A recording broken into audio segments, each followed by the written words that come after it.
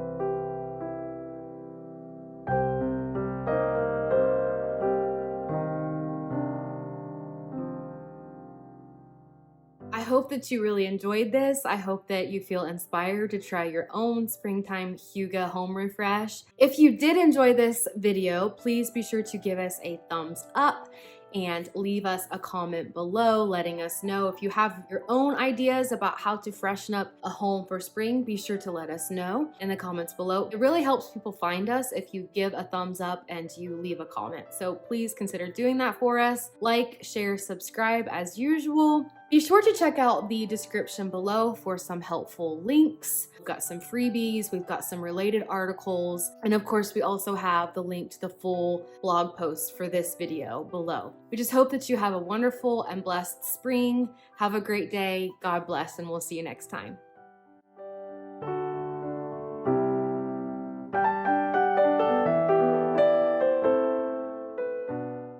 At lifefulandfrugal.com. I always forget what else to say there. Oh, my stomach's growling. And so I'm excited and I'm excited and I'm excited.